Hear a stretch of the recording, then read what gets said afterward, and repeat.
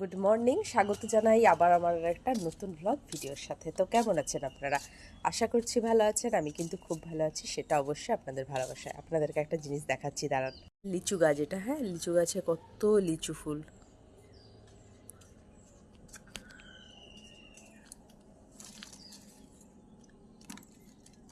ছোট ছোট লিচুও ধরেছে, দেখেছেন কত সুন্দর না? গোটা গাছ ভর্তি লিচু ফুল। লিচু হয়নি এখনো, লিচু ফুল। লিচুগুলো খেতে খুব মিষ্টি হয়। লিচু বাগান পরিক্রমণ করে, মানে লিচু গাছ পরিক্রমণ করে এখানে বসিয়ে দিয়েছি চা, গরম গরম চা, সকালের পানীয়। স্যারও এসছেন।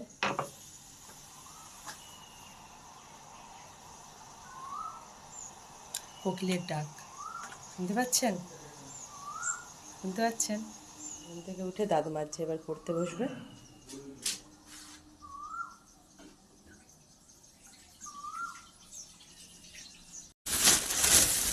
তো বসে গেছি এখানে আনাজ কাটতে। তো এই যে বড় বড় বেগুন কালকে ভেজেছিলাম, আজকে আর ভাজবো না। আজকে একটু এই যে ঢ্যাঁড়সের পোস্ত করবো। আর মাছ আছে, মাছের ঝাল হবে, ডাল হবে, মুসুরির ডাল হবে। এই যে বড় বড় আলু সেদ্ধ, এগুলো আলু সেদ্ধ হবে। আলু সেদ্ধ না, আলু সেদ্ধ হবে। আর এই যে টমেটোর চাটনি হবে। এই হচ্ছে আজকে আমার সিম্পল মেনু। মাছে ভাতে বাঙালি, মানে ডাল ভাত চচ্চড়ি আর মাছ, এই দিয়ে আজকে আমার খাওয়া, আমার পরিবারেরও বটে। তো চলুন ঝটপট কেটে ফেলি।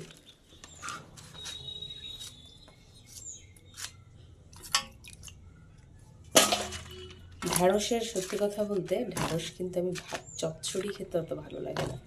ঢ্যাঁড়স ভাতে খেতে যতটা ভালো লাগে, আমি কিন্তু ঢ্যাঁড়স ভাতে খেতে ভীষণ পছন্দ করি। কাঁচা তেল কাঁচা লঙ্কা মেখে ঢ্যাঁড়স ভাতে আমার দারুণ পছন্দের।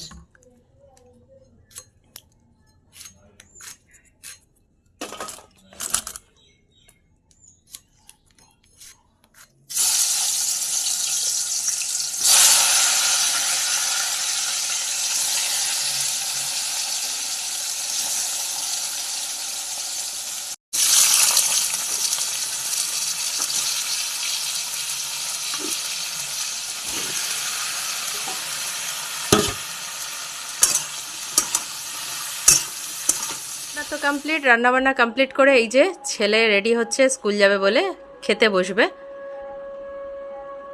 তো রেডি ছেলে। যাই হোক, রান্নাবান্না, ধোয়া মাজা, কাচাকুচি, বাটাবাটি, ছেলেকে খাওয়ানো, স্কুল পাঠানো, সমস্ত কাজ মোটামুটি কমপ্লিট। আর শুধু বাকি স্নান করব, পুজো দেব। এদিকে দেখুন, ছাদে উঠেছি জামা কাপড়গুলো মেলে দিতে। এত রোদের তাপ, আপনাদেরকে কি বলবো, মনে হচ্ছে বৈশাখ মাস। ফাল্গুন মাস কিন্তু এখনও শেষ হয়নি, কিন্তু এরই মধ্যে এত গরম, এত সূর্যের তাপ, কি বলবো। এই গরমে রান্না করতে বড্ড কষ্ট, কিন্তু কি করার। আমার মাও করেছে, আমাদেরকে মানে মুখে খাবার তুলে দিয়েছে, আমাদেরকেও করতে হবে স্বামী সন্তানদের জন্য। যাই হোক বন্ধুরা, ভিডিওটা আজকে এতটা পর্যন্তই।